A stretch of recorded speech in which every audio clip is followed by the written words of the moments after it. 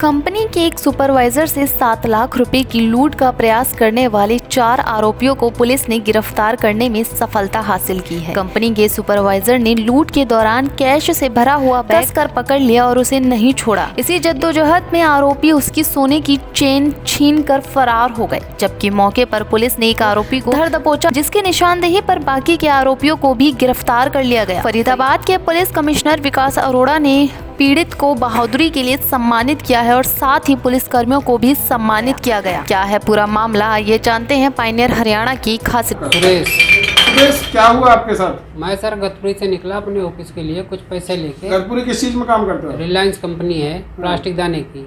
वहाँ से निकला, सामने से ऑटो पकड़ा और ऑटो से जैसे मैं बल्लमगढ़ उतरा स्टैंड पे, बस स्टैंड पे उतरते ही वहाँ कुछ भीड़ भाड़ थी, पीछे से 3 लड़के आए। उसका फ़ायदा उठा के मेरा बाइक लेने के मतलब बाइक खींच के भागने का किए। तो बाइक खींच भी लिया, लेकिन वो दूसरा हैंडल मेरे हाथ में रह गया, तो मैं उसको पकड़ लिया और भीड़ के कारण वो भाग नहीं सके।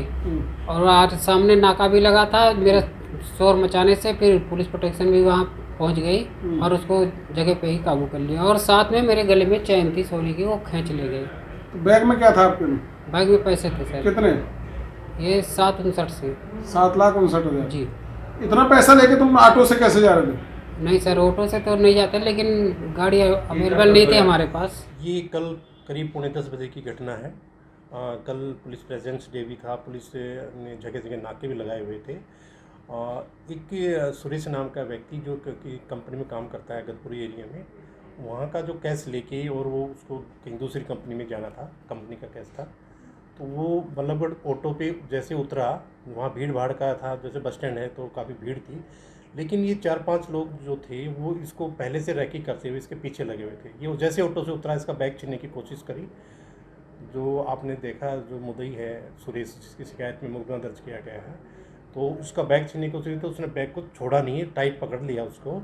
और लेकिन इसी दौरान जो उसने एक दूसरे ने उसका चेन छीन ली, उसी सेम में उसकी चेन छीन ले गए और बैग नहीं छीन पाए।